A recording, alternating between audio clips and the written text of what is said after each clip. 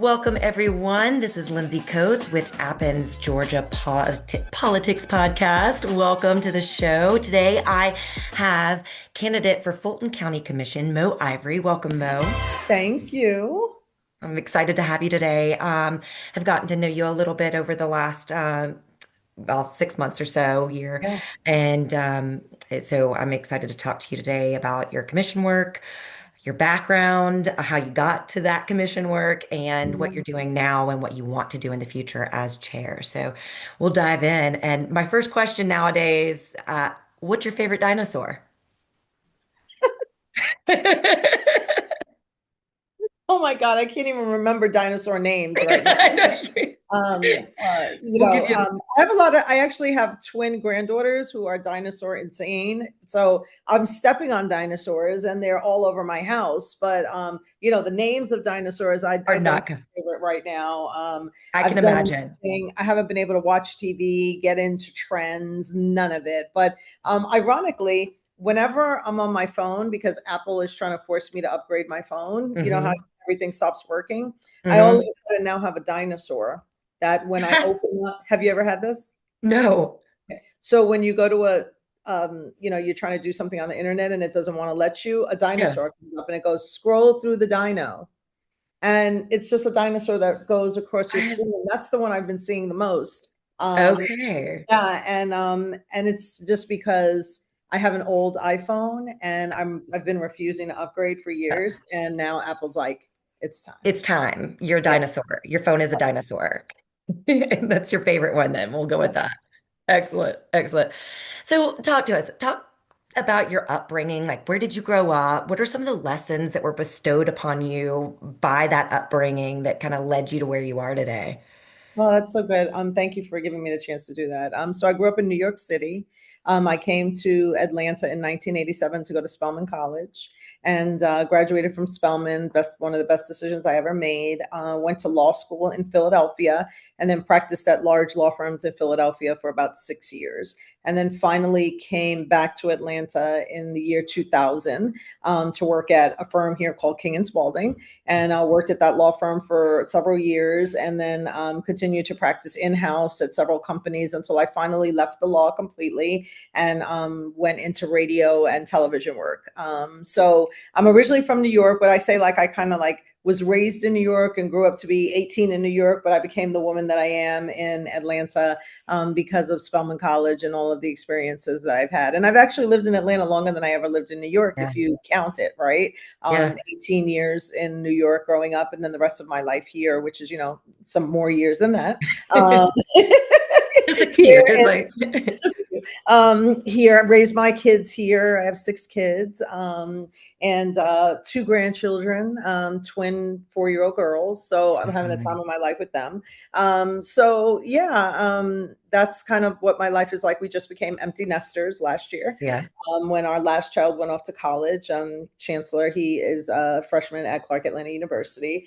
We have a Georgia State college student right now. We had one that just graduated from Morehouse, and then our three older children graduated years ago. So yeah, that's kind of what I've been doing. I've always worked behind the scenes in campaigns. My very first campaign was working on President Obama's 2008 campaign as a volunteer. And then that led me into consulting work. I did my first real paid campaign job was with a gentleman named Senator Jim Martin. Well, he didn't become a senator, but he was Okay. running against Saxby Chambliss to become Yes. Democratic senator. And I worked on his campaign. And then from there, kind of people just found out about me. They liked the kind of work I did. And I've just worked behind the scenes of so many campaigns, from Stacey Abrams to Ossoff to Sarah Miggs Rico. I mean, like just tons of. Yeah.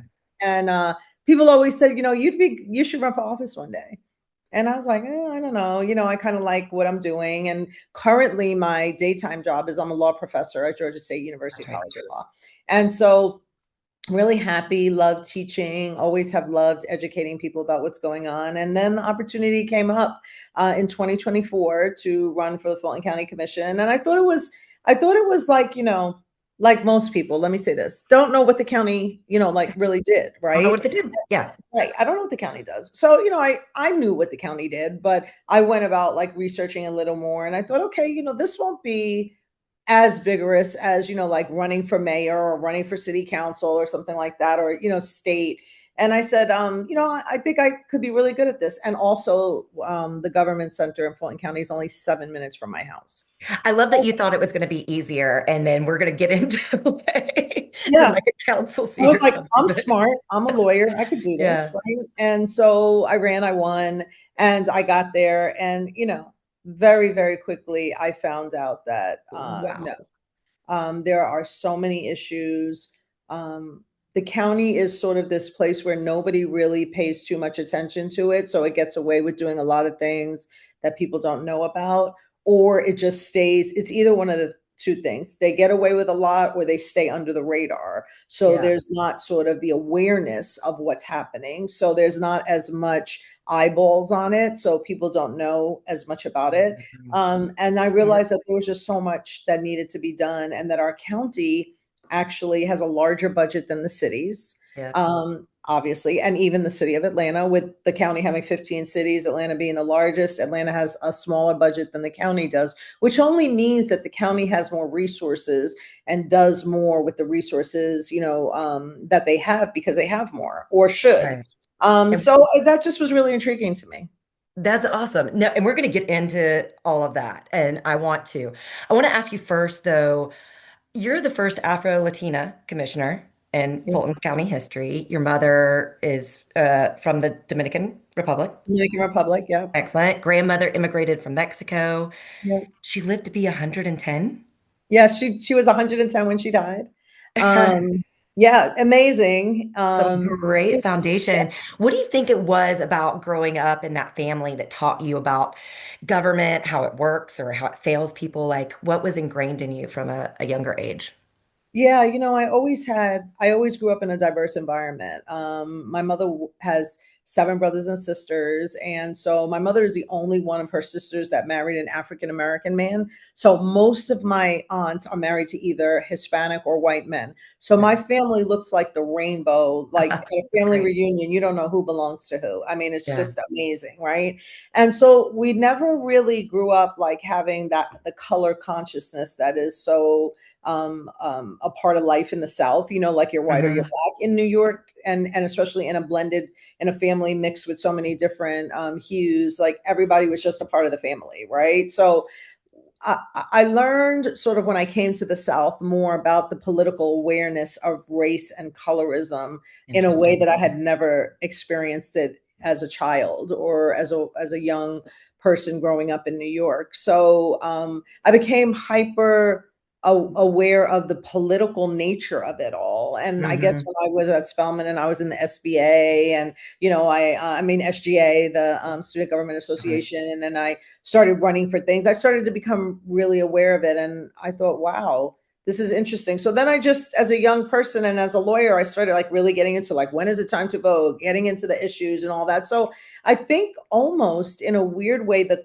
comfort of sort of not being aware of all the tension is what drove me to want to find out more about the Drawn to tension, it. right? Yeah. Yeah. And so then as my family started splitting up, like a bunch of my cousins live in Florida. So, that's always a hotbed of conversation, living Hmm. in Florida and being Hispanic and, all of that. So as we all grew up together as cousins, we kind of just all kept up with what was going on, and we have like a lot of conversations about it. So I think my political awareness really started to happen when I came to the South, Same and here.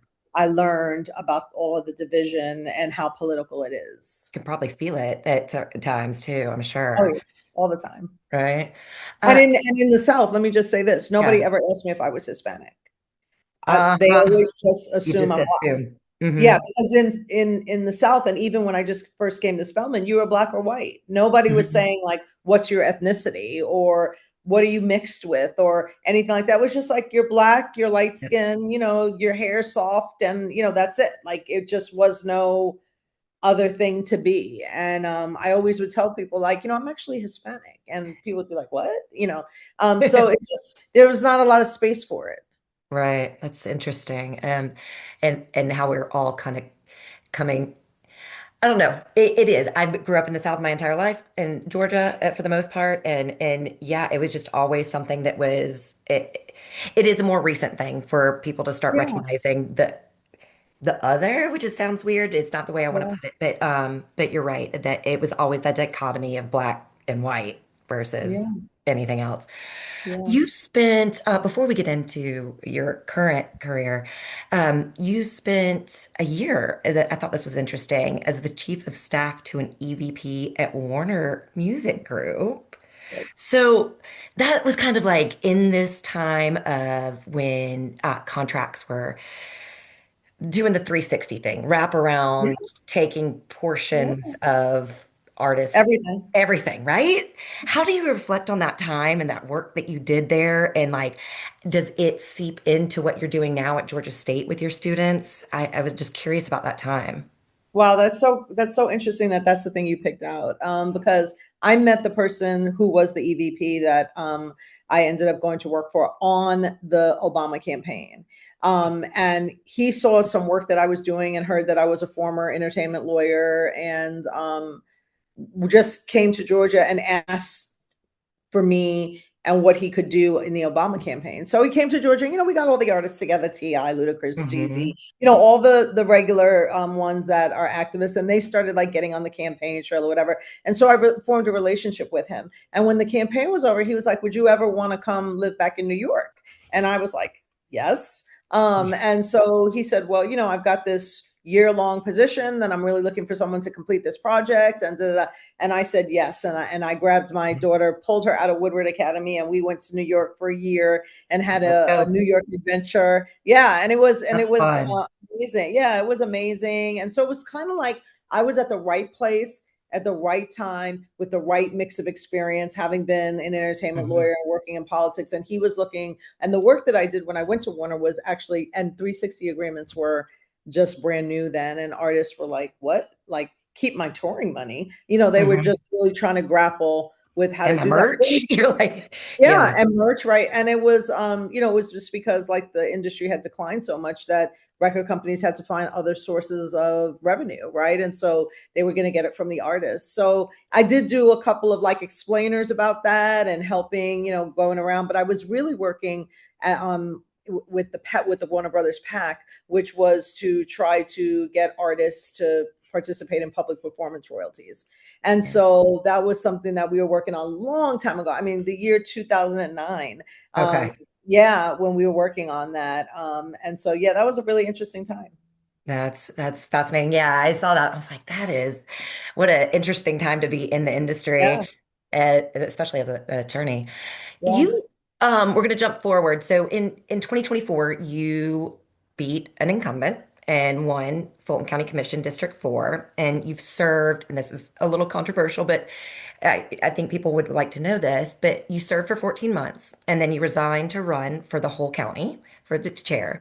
And critics of yours, including Marvin Arrington, Commissioner Arrington, have pointed out that District 4 now has no representation for the rest of the year. How do you answer that? yeah. Well, one, that's a lie. That's not true. Okay. My constituent services director stayed on. Okay. With the county just in order to make sure that District 4 constituents weren't left out and didn't have anybody to call. Her name is Keisha Ferguson, and she still has her same phone number and her same email address. And she's going to stay there until a new commissioner comes in for District 4 in order to make sure that constituents still get all their questions answered and that they are not left alone. So those were just campaigning words. Okay. People tend to overinflate things. During a campaign. And that's what Marvin did. And I called him and I said, please stop lying and saying that District 4 doesn't have any representation when you know that Keisha's still there and that she's able to answer anybody's questions. And then I also put an email together, Mo Ivory, Fulton at gmail.com, for anybody that had any specific questions for me that they needed answered. So there's not at all a gap in service for the constituents of District 4. Excellent. Thank you. When you announced your run, and you kind of started to touch on this earlier, you mentioned that there were too many systems that were not working the way that they should. What specifically did you see in those 14 months that you did not expect, and what was surprising to you of how much or what specifically was broken? Yeah, I want to say first that I'm certainly not stepping down. It was my District 4 constituents that asked me to step up and run for Okay. chair. I have a staggered term, so our terms are staggered. So some of us are on the presidential election cycle, and some of us are on the midterm election cycle. Mhm. I'm on the presidential cycle, so there would never be a time ever that I would be able to run for chair and not have to step down from my seat.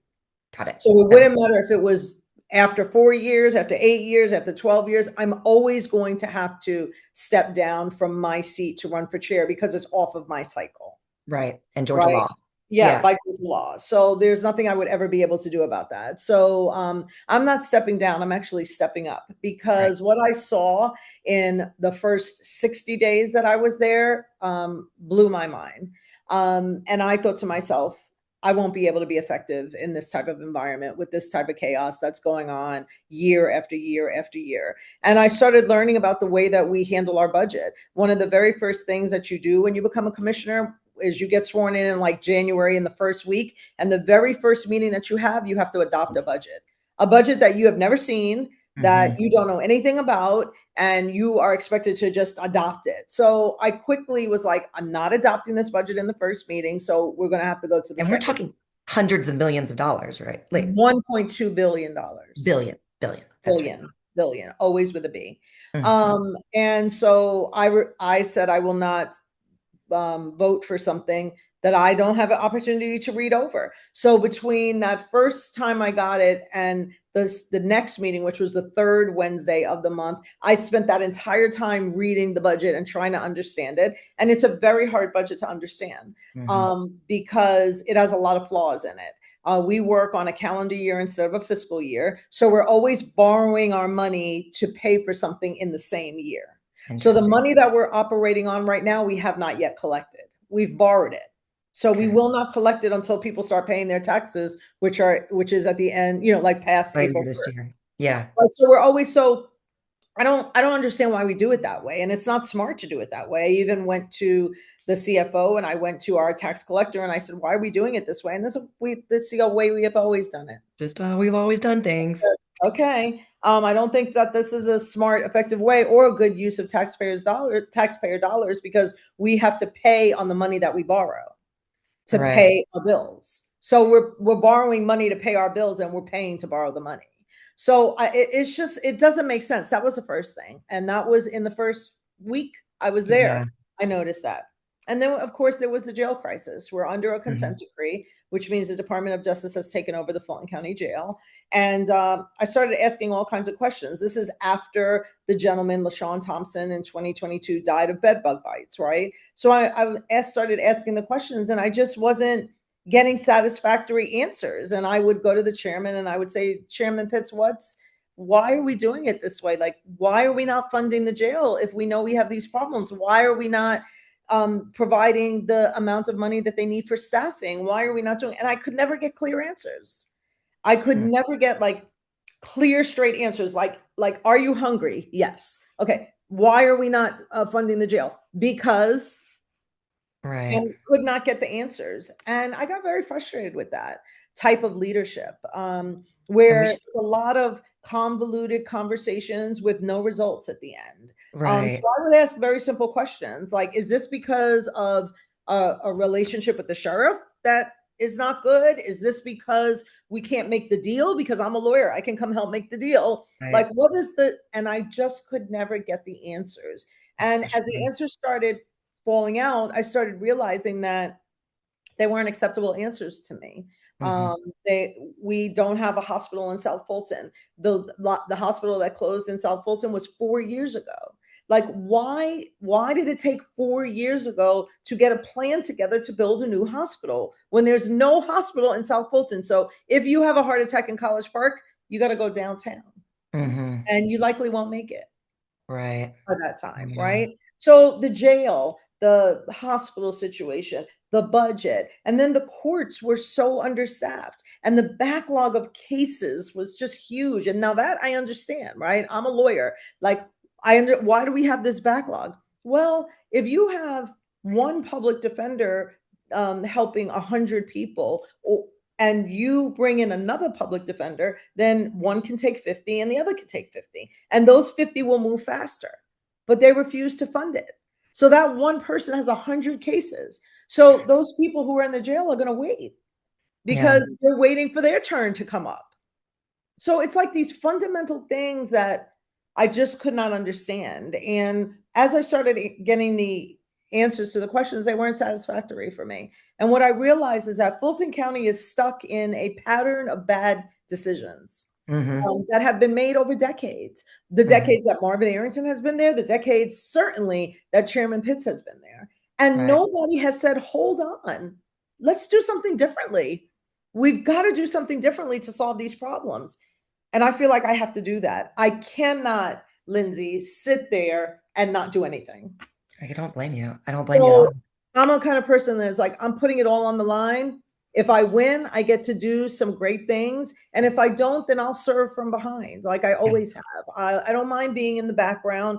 I don't mind doing my service without, the accolades and the ribbon cuttings and the galas and all that. I don't really care about all that. I've done all of that. Right. I'm not in this for that reason at all. I have a really great life and I have a wonderful job at Georgia State College of Law. I'm doing this because I think I can make a difference. And I think I need to make that difference right now. Yeah. I mean, it is wild to think that in this day, politicians get complacent, and I think that's what most people are pissed off about. And they're not seeing the actual change of the people that have been in power for decades.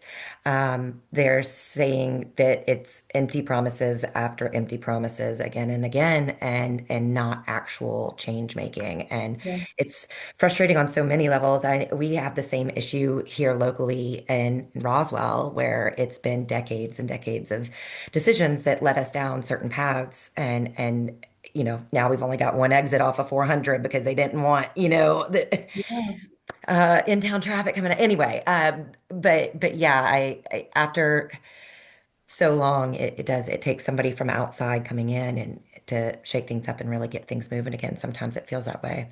Oh, Yeah. let's talk about the election board fight, because that was one that I was actually came in. It was my first commission meeting. Yeah. Ever. And I was there and spoke along with about 25 others, I want to say. And a judge ordered the commission to appoint just to give a refresher for everybody, Yeah. Yeah. um, ordered the commission to appoint two Republican nominees, Julie Adams and Jason Frazier, who I was familiar with from Roswell, to the elections board. You voted no twice. And then even after being told that you were legally, in that this was even after you were told that you were legally required to do so because of this word shall. Um, Yeah. and then it went on from there, and Fulton County was ordered to pay $10,000 a day. That got stayed. So until the appeals was finalized, now that appeals court has turned over that lower court's decision and sided with Fulton County. So talk to me about that whole process. What was it like challenging the system in that way? Were you nervous? Were you like, what are we doing here? Or how did you go about finding the right way to go about it? Yeah, that first day when we were taking that vote, we had gone into executive session, and we knew that that vote was coming after executive session, like whether or not Julie and Jason were going to be put onto the board, right? So I was really shocked when, after we left executive session, the chairman and one of his and Commissioner Khadijah Abdulrahman left the meeting. Didn't even come. No, What major vote? Like, I go know. on. So the chairman left. He had to go on a trip to Nigeria for economic development, which I don't understand in the middle of a crisis how anybody could be traveling internationally on taxpayer dollars when we have a crisis in our jail. Hmm. And Hmm. certainly, I don't think that Nigeria was the place where we were going to get information on how to fix our jail. Right. So I was just like, these trips are so unnecessary and expensive. So he was leaving to go to Nigeria and he left. And then Khadijah left the meeting, which Marvin Arrington was absent that day. So three commissioners were now gone, Hmm. all three of them Democrats in Hmm. me. So it just left me and Dana Barrett with the two MAGA Republican commissioners, Bob Hmm. Ellis and Bridget Thorne. So it was four people. So I knew right then and there that it wasn't going to pass. But I thought it was important ceremonially. And Dana and I pulled each other to the side and we were like, let's stay, let's vote. We know it's not going to pass, but we need to send a message. So Dana and I sent a message. And that's all we were doing that day. We were like, okay, we don't have, we do have a quorum because you only need four, but we don't have the votes. So let's just do it. So we did that, and we had no idea like what was about to come after that. That me and Dana were going to be a team until the last day. Yeah. We just didn't know, and I honor her commitment and I support Dana and I love Dana, and that moment was really big for our working together because we were just Hmm. standing on the right thing to do, right? So we left, and then the Republican Party sued.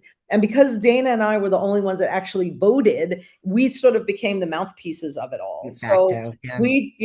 we did a press conference. We, did all things. We told people what was going on and that they now are suing to make us vote the way they want us to vote. And that's really what it came down to. Can you tell an elected official that they must vote a certain way?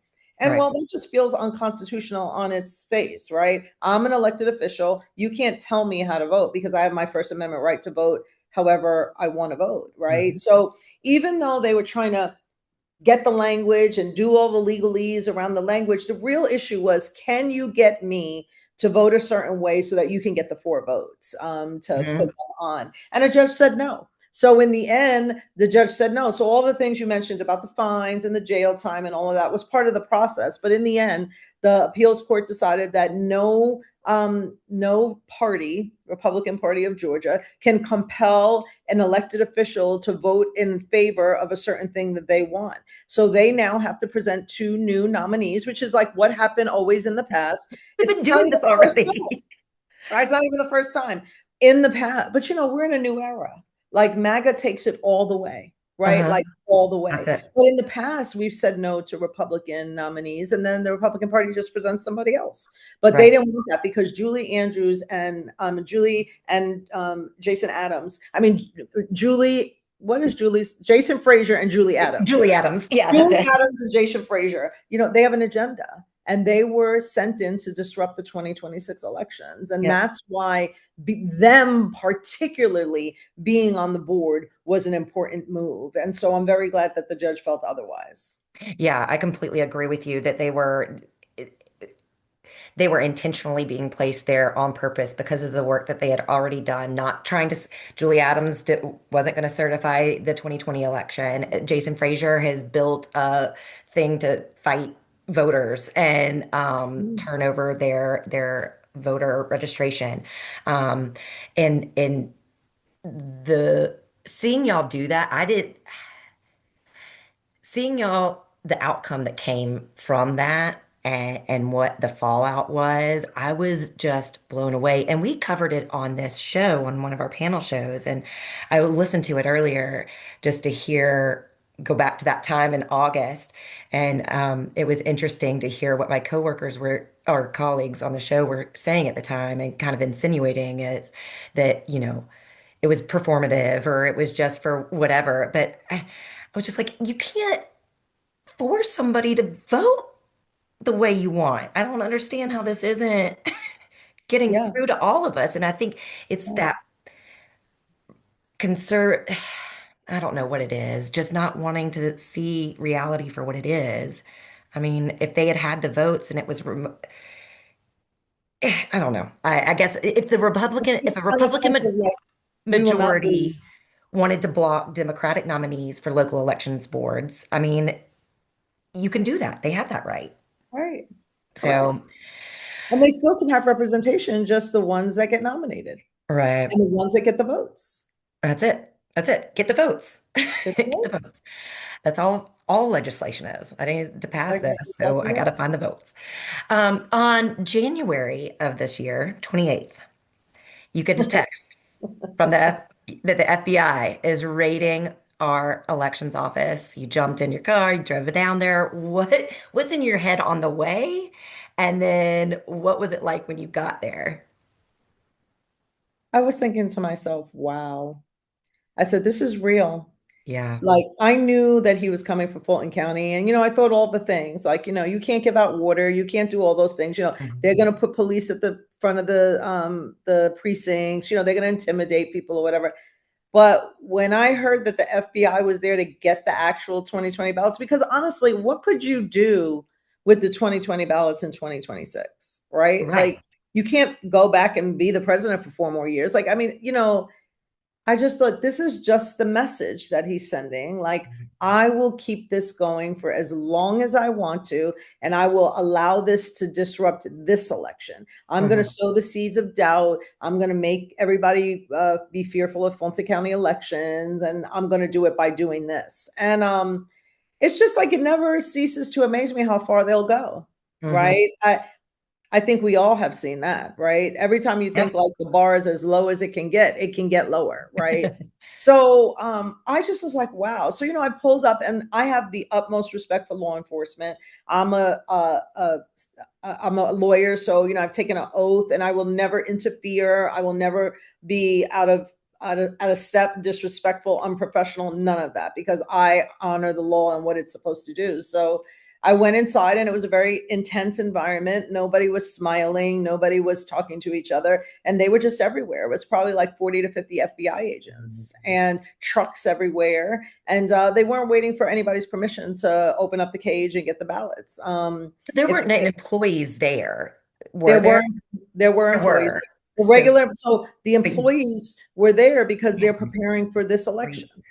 So they right, start early, right? There were right. special elections going on at the time. So they're always sort of working for whatever election is happening, whether it's a special election, a midterm, whatever. And then if they're not in a current election, they're processing the prior elections, right? Right. Then they're doing audits. They're making sure that everything is always in place. I mean, all year round, when there's not an election, they're doing the upkeep stuff, right? Right. So there's people doing all that. So imagine like you're the receptionist at the Board of Registrations and Elections office, and they come, and it's like 40 FBI agents. Be And freaking you're a out. person that is just an Yeah. hourly, like, you know what I mean? Yeah. So I wanted to first make sure everybody was okay, and everybody was okay, and nobody had like a panic attack or anxiety or anything like that. I wanted to make sure, because that's real. And I Yeah. wanted to make sure people were okay. So I went to make sure everybody was okay, and they were.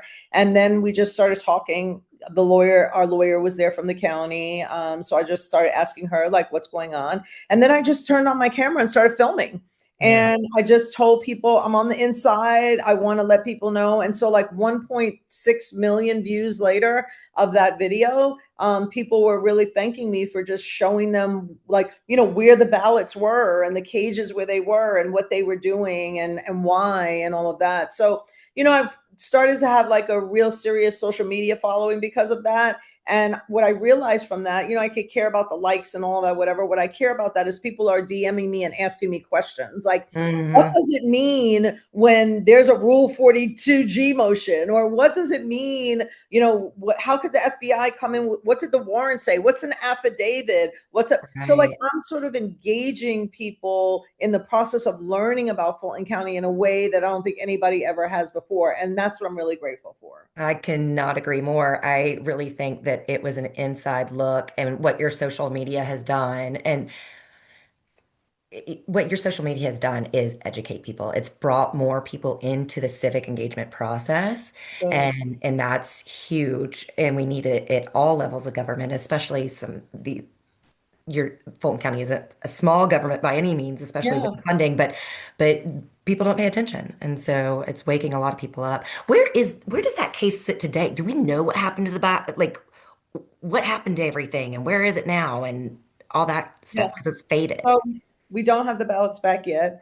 It's still working its way through. Last week there was a hearing about whether that warrant was valid or not, and the judge has not come back and ruled from that hearing. But really, it was Fulton County making the case that the warrant that was issued, the probable cause warrant, on the surface wasn't even valid. Right. So therefore, if the warrant wasn't valid, then the seizure was not valid, and then they would have to return all the documents. But listen, They've it's already got March them. 31st. Or I mean, it's March 31st. That was Right. January 28th. Right. So like whatever they were going to do with those documents, they've done it Yeah. already. Hmm. So it doesn't, what we need to be doing is looking forward. We need to be securing making sure that you're registered, making sure that you haven't been purged. You can do that by going to the Secretary of State's website at my MVP page, my voter page, and making sure that you're registered to vote in this election. Because what he was doing with that raid was trying to disrupt this election, and we can't let him do that. That's right. That's absolutely right. So, we're going to jump to the jail and another something that you had happen recently with bail reform. Um, in 2026, you walked into the Fulton County Jail and personally paid $85 to bail out three different people who couldn't afford it on their own. You filmed it, posted it. Talk to me about that. What gave you the idea? Is there some other fundamental issue happening that needs to be addressed as well? Just kind of talk me through this. So every time I go to the jail, I feel deeply personally affected. The first thing I always am personally affected by is the smell. Hmm. Um, it bothers me so much. Um,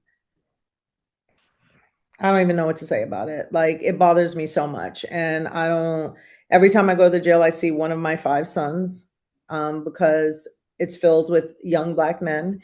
And Hmm. I just see the faces of every one of my kids. And I worry about that all the time. And um, I just sometimes don't know what to do. And I feel so helpless a lot of times. So I didn't just bail out three people in 2026. I did it in 2025, but I Okay. just never said anything about it because Mhm. I didn't Want to I showboat didn't it. really know what to do with the information. I didn't know what to say. Like I just it was after the second time I went to the jail and I left out of there and I cried in my car for like an hour and I didn't know what to do and I called and I said, "What can I do?" And they were like, "Well, you could always bail some people out." And I was like, "I can?" And they were like, "Yeah." And I said, "Well, how many?" And they go, "You can do three." And I said, "Okay, well, I'm coming back in right now to do three." And I did three people that time. So Why, why can you only do three? so there's a law called SB 63 that was passed by the Georgia Republicans because before churches used to gather together money and they used to get whole bunches of people out at the same time, like 100 people. Then they used to do it a lot on Father's Day and Mother's Day. Like, so they would pool their money, they would do like an offering and they would get thousands and thousands of dollars. And they would come down to the jail and just get a whole bunch of people out. And the legislature didn't like that. So they, mhm, Such mhm, bullshit. I know. I know. Go on. Can you imagine a Republican going, "I'd like a bill to keep people in jail"? Yeah. So they did that. Go So on. now it's called SB 63, and you can only do three people a year unless you have a bail bondsman license. Well, Okay. what church has a bail bondsman's license? Right. Right? Right.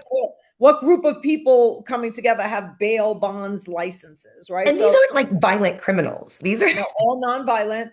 right. All of the people that I bailed out are nonviolent, and not only nonviolent, never having touched another person in their crime. So that means like somebody who stole a candy bar out of a gas station. They never touched anybody when they stole that candy bar. So that's shoplifting. Public disorderly conduct, drunkenness. They never did anything to anybody. They were just drunk on the street, Yeah. right? Those are all crimes of poverty. Those are people that are just out wandering or trying to get something to eat or have a mental health issue, whatever, crimes of poverty. And they don't want those people to be out. So they made a Yep. law so that they can't. So you can only do three people. Now, that law is being challenged right now. But Okay. currently, our county attorney still abides by that law, even though it's being challenged, which I also have a problem with because actually the law is not in effect. So we could be getting more people out. But the guidance has been to only do the three. That's another story. Well, So yeah, that's a whole nother story. I'll get to that, when I become the chair. that's right. But so that day, so skip to 2026 when I just did Mhm. it. We have this Monday morning meeting with the sheriff, and he always gives us the numbers in the jail. And that morning, I think he told us it was like 2,968 people in the jail and 72 were sleeping on the floor. And I was just like, what? And he said, and a bunch of them have low level bonds under $100. And by the way, it costs us $115 a day to keep a person in jail, the county. Yeah. Okay. So So there's much a bunch logic. of So so much much. logic. So there's people in there for less than $100. I said, well, what do you mean? And he was like, I have a bunch of people for $85. I said, okay, I'm coming to get 3 of them out today. And that's how it happened. And I just went and I got 3. I went to the ATM machine, like around the corner from Rice Street, got 85, I took $300 out. I don't Mm-hmm. even know what 85 times 3 is right now, but it was like 255 or something. 255, And yeah. like, yeah. And I took $300 out and I went down there and I just like said, let me get the 3 people out. I looked at their offenses. They were all non-violent offenses, not having touched another person. I said, I don't even need to know their names. Give me those 3 people. Here's the $85. I get it out. And I posted, and then all these people wanted to do the same thing and did. Yeah. And so that was like the best thing that could have ever happened. And that people still right now today, I got 3. I'm going down there. There's no more people. Currently there are no more $85 ones, but people should still go because there's people that are in there for $205 or Yep. $210 with the same thing, non-violent offenses. And the question that a lot of people ask is, which I was pretty surprised at, but a lot of people go, well, they want to be there. They're getting a place to be Meal. if they're homeless or whatever. Nobody wants to be nobody wants to be in the Fulton Mm-mm. County Jail. That's why we have post arrest services that when a person gets out and they've had $85 bond and they are homeless, there's people who are there waiting to help place them in a shelter or to give them temporary housing, to provide permanent support services, which include food, meals, clothes, transportation. So I really want people to know that it's not like, oh, get somebody out for $85 and they throw them to the side of the street on Rice Street and that's it. No, there's all kinds of wonderful organizations that provide post-detention services. Speaking of homelessness, we've seen an increase in North Fulton, Yeah. commonly known as being more affluent. And so it's been surprising and to some people. But this winter or back in February, we had 2 different spells of like freezing temperatures, below freezing weekends. And average citizens were left to help keep them warm because we don't have a warming center up here. It's like, and then other things have been neglected for South Fulton. They've been complaining for decades on other issues. Yeah. So this is one that's new for us. What will you do differently? How will you address the whole county instead of ignoring part of it for certain stuff and Yeah. making sure that the whole county is being serviced properly? Yeah, that's so important. And the first thing is I want to do a forensic audit of our budget because I think we have a lot more money than we know. And I Hmm. think that we have pockets of money that are being held for no reason, that are just in reserve or not money that has not been spent and is not going to be spent, but just sits in these pockets. I tried to pass a resolution to do a forensic audit of our 2026 budget and it failed. Imagine. Obviously they didn't want me to do it, but that's the first thing I'll do when I get in office. And then I'll start to make a list of the top priorities in each of the different regions of Fulton County and try to address them. But I think something that really bothered me about that warming center thing, first of all, nobody should be cold in Fulton or freezing in Fulton, like I called it, is that we have so many buildings. Hmm. Um, I, I couldn't understand that. Like, we have so many county buildings. What would it matter if it was the Fulton County building or if it was the Roswell building or if it Hmm. was a Sandy Springs building or it was a Fulton County building? If we have a Fulton County servicing center, which we do, why can't we just open it up? Right. So I never got the answer to that because that's exactly what I said when it was happening. I was like, why don't we just open up a Fulton County building? Right? We already have heat. We already have security. We already like, you know, Right. so those are the kinds of things that I will get straight answers to so that when the next winter comes, we've already had the conversation because we already know that it's coming. Solution is And we there. already know that we have buildings. And so it's just like matching up the common sense with the thing that makes sense, right? And so like Right. putting them together. And that's one thing that I found that people get so high in their title that they just don't deal in the weeds, but then the weeds get ignored and it becomes a bigger problem. And if you would just come down and deal with the problem and go, look, I got the key to the Let's North solve. Service Center. I'm going to open it. I mean, and it's like, and then we deal with the things that, of course, you have to have security. Of course, you need to have services and make sure that people are safe in a building and that, but we can do that. Like, Mm. it's just not that hard. There just has to be the willingness and And then it's no also an credit. inter No right. credit.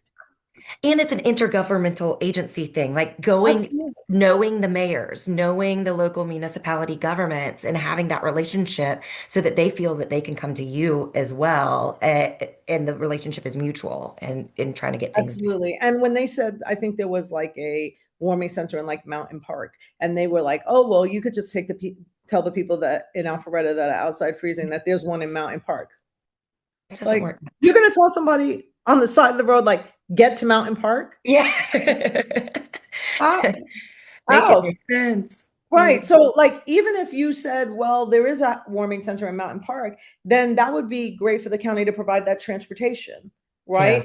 So, if there is an existing thing, I mean, just off the top of my head, I said to them, well, if we know there's one in Mountain Park, then we have transportation contractors. Mhm. Why can't we call one of our transportation contractors to take the people that they find in Alpharetta to Mountain Park? And they fine if it's in Mountain Park, but they need to be warm while they're trying to get there. And, Yeah, absolutely. I get it. I get it. And I can sense the frustration because I'm getting extra frustrated too. I just feel, I last question, and then we'll do a quick lightning round.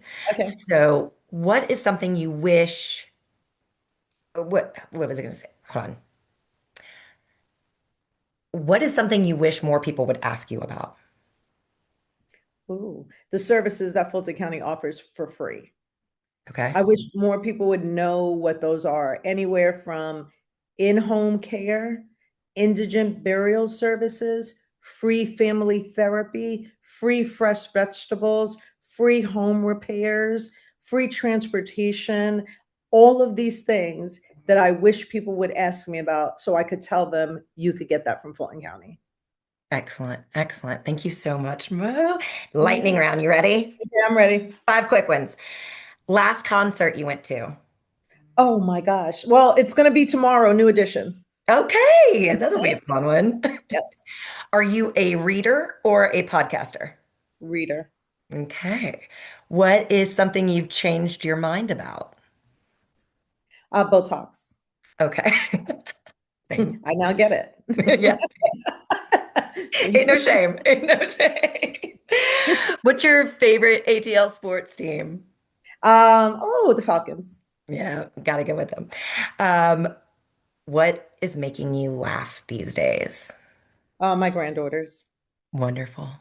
Yeah. That's They are good. the joy of everything in my life. Yeah. They make me like they could care less who I am or what I am doing. And they said to me, I have a car and it's wrapped right now with my picture on it. Uh-huh. And one of them said, Grandma, your lips are so pretty on that picture on the car. And like she doesn't even know why my picture is on the car or anything. She just likes the lip gloss. Yeah, And yeah, so, that's it. he's like, where's my chapstick lip gloss? And so, Uh-huh. I mean, it's just like, it's the joy of my life of being nobody but their grandma, Right. And so, and they call me grandma. Oh, Grandma, I like that. That's perfect. Well, thank you so much for this. I really Thank you. appreciate it. And I appreciate everyone listening this far. Thank you for joining us on the Georgia Politics podcast from Appen Media. And until next time, we'll see you then.